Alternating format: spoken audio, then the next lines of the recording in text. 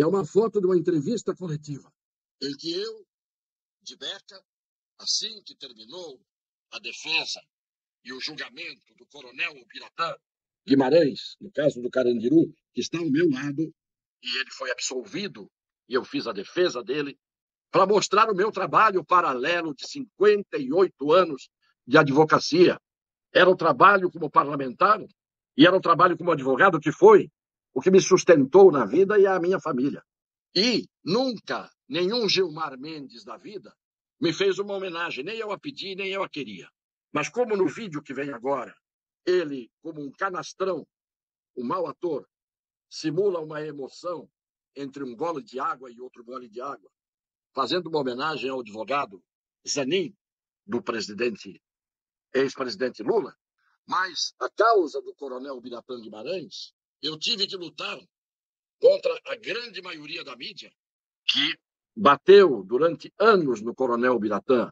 Antes do julgamento dele, já estava ele condenado pela mídia e por uma grande parte da opinião pública, que é a opinião publicada, a opinião formada pela mídia, a mídia que, na verdade, tem ódio da polícia militar, ataca a polícia militar, diminui a polícia militar, porque pegam uma exceção de alguém que se descaminha para generalizar como se todos da polícia militar, ou a maioria, fossem gente desprezível. São pessoas heróicas. Então, não queria homenagem de Gilmar Mendes, mas já que ele homenageou o advogado de Luiz Inácio da Silva, em lágrimas, dizendo que ele lutava numa causa difícil, e era muito difícil. Era uma causa tão difícil que terminou com condenação em todas as instâncias. Eu fiz questão de mostrar a minha foto no dia da coletiva, como defensor do réu absolvido, não foi nulidade de processo, absolvido como inocente, coronel Ubiratã Guimarães. Então, eu mostro agora o Gilmar Mendes. O Gilmar Mendes, canastrão, mau ator, homenageando o advogado do Luiz Inácio da Silva. Falo em nome do tribunal de reconhecer o brilhante trabalho da defesa. Sem dúvida nenhuma, nós vimos um advogado que não se cansou de trazer questões ao tribunal, muitas vezes sendo até censurado, incompreendido. Mas ele tinha, vamos reconhecer, uma causa muito difícil. E sofreu, inclusive, com esse congraçamento, procuradores, juízes e mídia. Nós temos que reconhecer. E acho que nesse ponto nós fazemos, eu faço, o ministro Cássio, o ministro Carmen, o ministro Lewandowski, o ministro Fachin, todos que já tiveram oportunidade de advogar, eu acho que faço na pessoa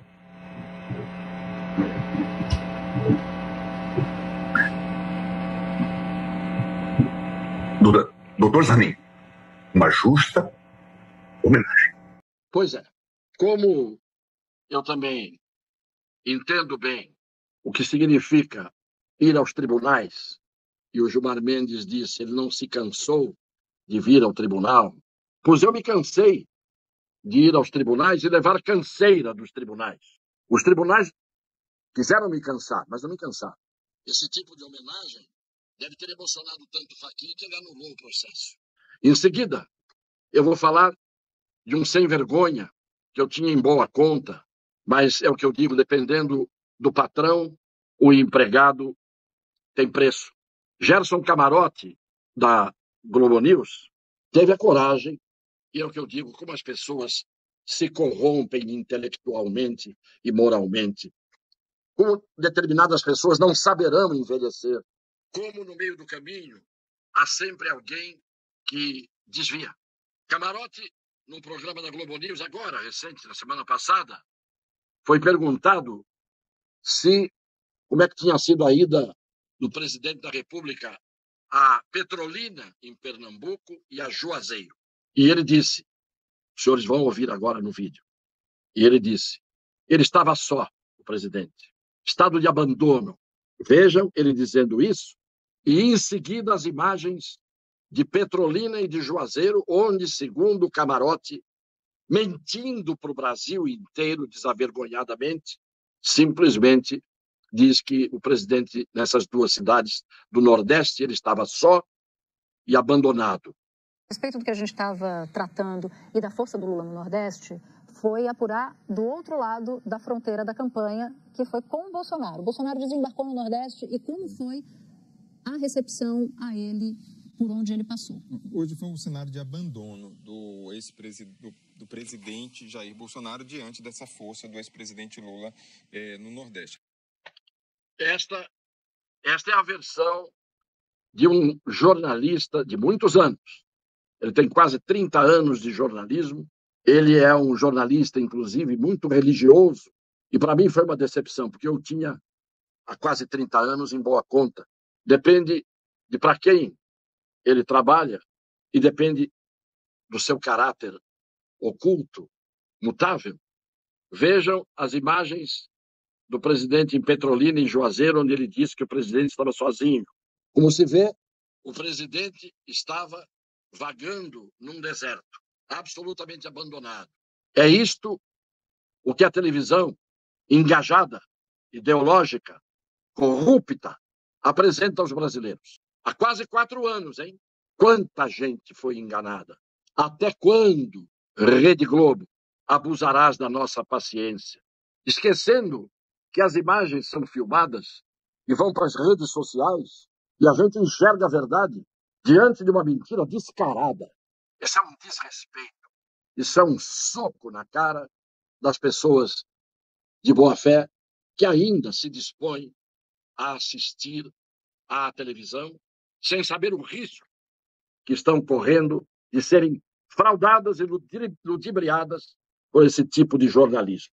Finalmente, para terminar essa live, o assunto que todo mundo já minimizou hoje, a imprensa já achou uma saída. Mas o senhor Alexandre de Moraes, ontem, fez um gesto na hora do julgamento de se podia ou não podia o presidente da República fazer lives na sua própria residência. Deu 4-3, no sentido de que ele não podia. Não é preciso dizer quem é que votou contra o presidente.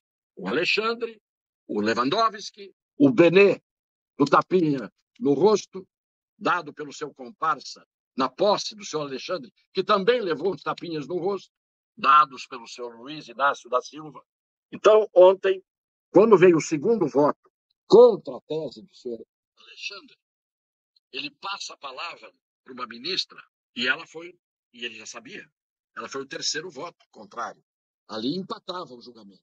Depois houve o desempate, como não podia deixar de ser, pelos personagens que estavam votando ali.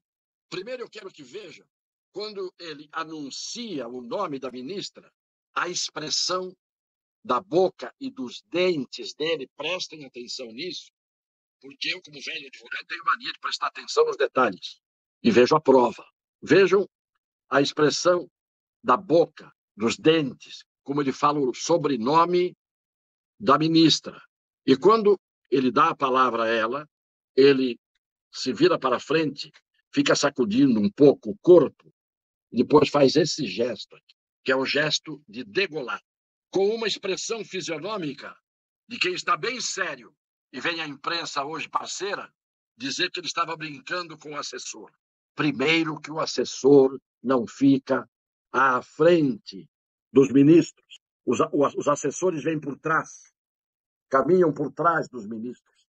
Não ia ele, acabando de dar a palavra à ministra, e virando para frente, fazendo umas sacudidas de quem está desconfortável com o corpo, faz a expressão que em nenhum momento é de brincadeira, de degola, mostrando o que vai na alma deste ministro, na maioria das decisões que ele tem tomado.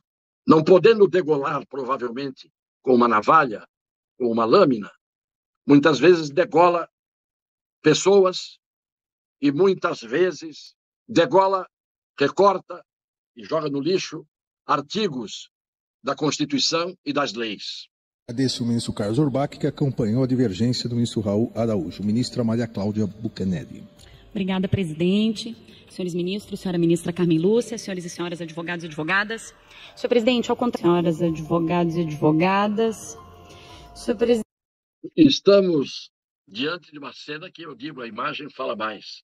Vejam como ele falou Bucanelli. A expressão Bucanelli deve ter inspirado o gesto da degola. Os senhores viram se aquilo tinha jeito de brincadeira com o assessor? Então, preparemos-nos todos para colocar o pescoço a prêmio, porque a cada dia há uma lâmina, se não física, pelo menos uma lâmina virtual em cima das cabeças de quem fala com liberdade de pensamento, que tem que ser dito para restabelecer as verdades que são desvirtuadas, que não dá para a gente aceitar. Aqueles que andam com a lâmina da navalha, ainda que fosse por brincadeira, não é a atitude de um ministro-presidente de um tribunal eleitoral há poucos dias, 4 dias de uma eleição.